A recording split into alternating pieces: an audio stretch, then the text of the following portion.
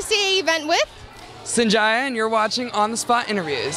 So just on Tuesday you had a performance. How was that? It was great. It was really cool because it was low key. It was just an acoustic set. It was fun because I actually only got 2 rehearsals with the band, so that was kind of nerve-wracking. But the audience was awesome, so I was able to go on. And there was one song actually we couldn't really figure out, and I was like, you know what? No, just a sec. I was gonna sing a song that was slow, but I'm gonna sing a better song instead. So I actually ended up singing "Forget You" by Cee-Lo, and everyone loved that. So it turned out really good. So it was on the spot. It was totally on the spot. So what's coming up next for you in terms of touring? Well, I'm actually that show that I did. I got some great connections, and starting in January, I'm setting up shows all the way from Seattle to San Diego, so all up and down the West Coast. I'm really excited because I haven't toured since last year, so it's going to be a lot smaller but a lot more concentrated. So I'm stoked. I'm ready to get back out there. Do you think you'll perform any songs that you just released on SoundCloud? Yes, I'm sure I am. I also have a couple songs that I didn't put on SoundCloud that I've been working on with the band. So I'm really honing in on what that sound is and making sure that each song is exactly what it needs to be represented as. So it's exciting. I'm really stoked. So if you could go on tour with anyone, who would it be? 2 people. I mean, I know that Stevie Wonder doesn't tour as much, but anytime that if I could ever get another opportunity, because I did get one opportunity that was amazing. Yeah. I mean, that would be. But if I could tour with Beyonce, I kind of have a crush on Beyonce. Celebrity crush? Just a little celebrity crush. She actually called me on my birthday.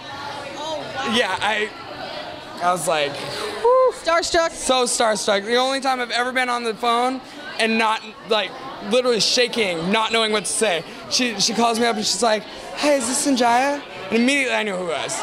She's like, this is Beyonce. I'm like, I know, happy belated birthday. Because my birthday is September 10th, hers is the 4th or the 1st or something like that. So we're both Virgos. I'm just like, oh, congratulations on your baby. It was awesome, so. So then your birthday was pretty recent. Did you do anything special? I was in Portland, and then I decided last minute to go up to Seattle for my birthday, and they do this thing called Rockaroke.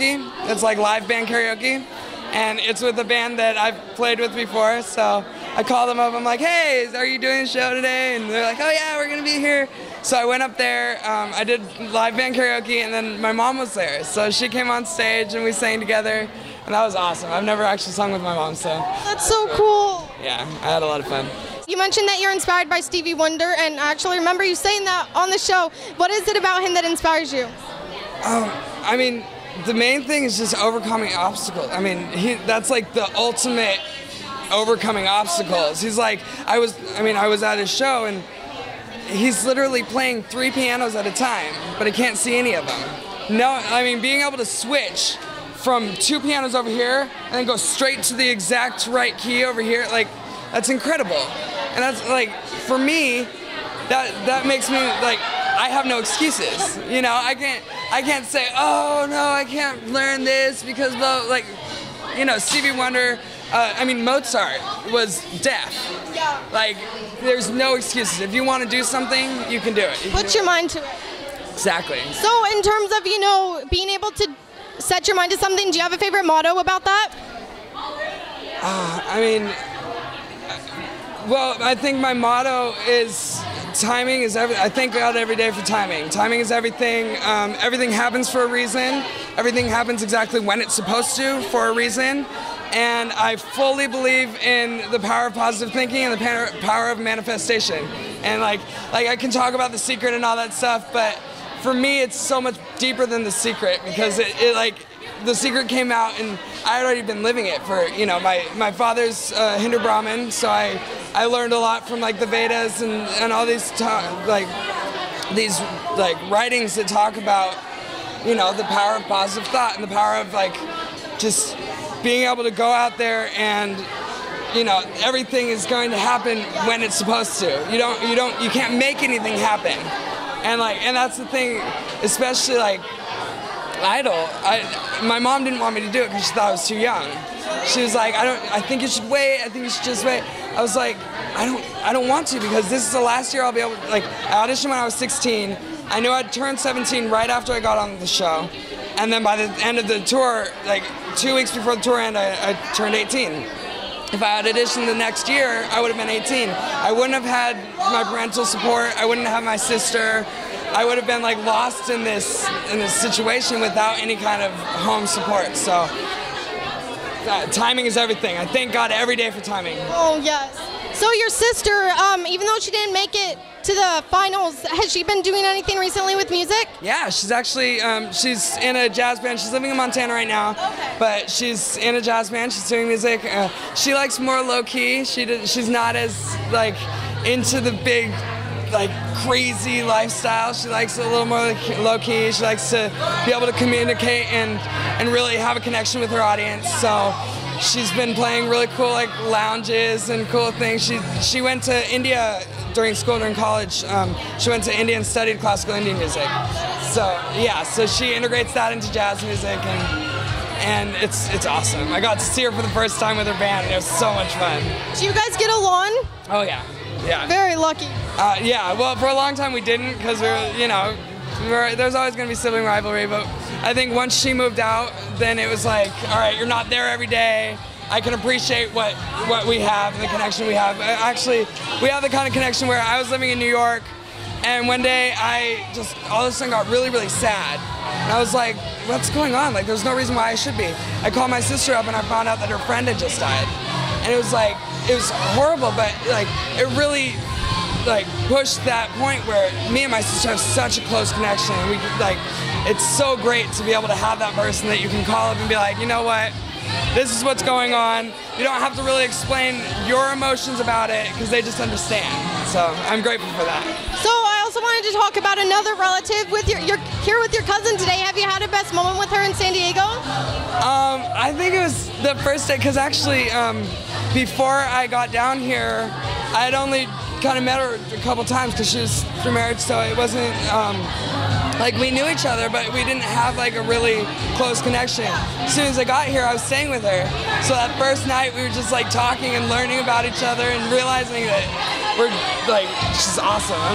It's always nice. I have a huge family, but it's always wonderful to like expand it and learn more of them and learn more about the extended family. So very true.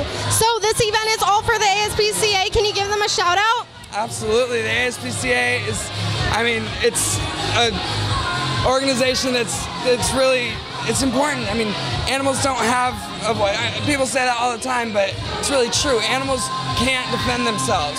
And there's so many people that have no thought about, like, animals have emotions too. I've seen my dog be depressed. I've seen it just sit around and not, you have to really be sensitive to them and help them. And also there's so many animals that, they're abandoned or abused. And like, a lot of people that I know are like, oh, I'm gonna get a new dog. I'm gonna like go and find someone who has a litter. I'm like, no, like go to Humane Society. Get someone. There's so many animals out there that need a home, that have been abused and just need someone to love them. And they'll, the thing that I love about pets and animals, they're totally unconditional love.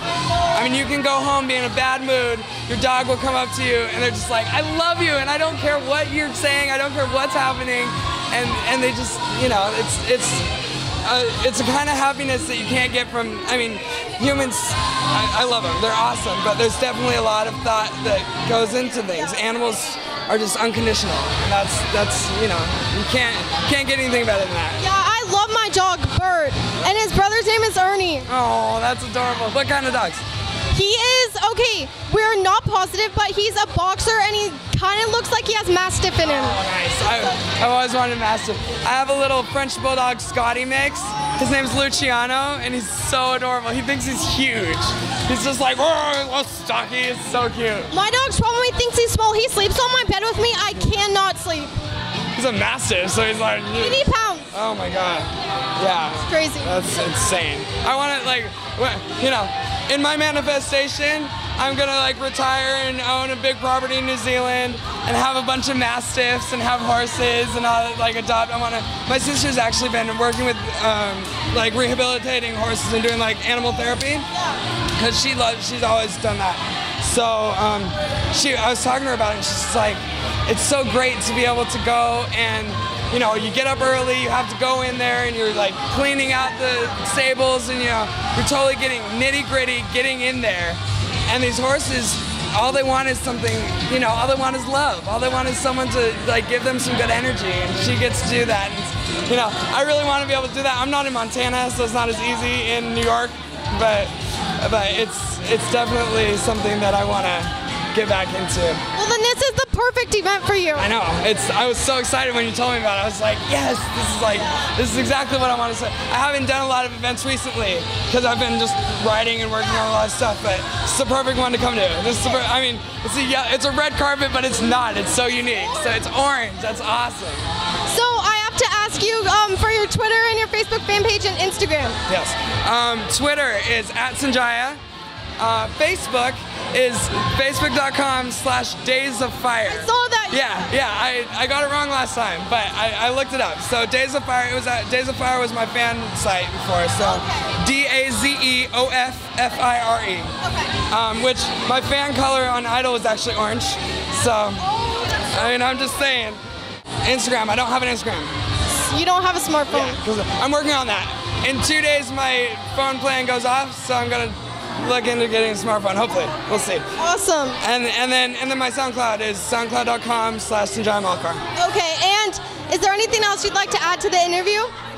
I mean, I just want to. I mean, thank you. Thank you so much. Thank you, fans. I mean, I think a lot of people forget that Idol, anyone who's been on Idol, who's made it from Idol, the only reason why they do that, why anything happens for them, is the fans. So, thank you so much.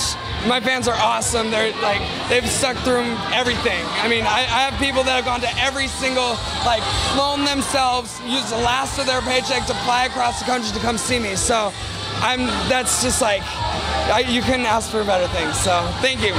Thank you. I'm a huge fan. Huge fan. And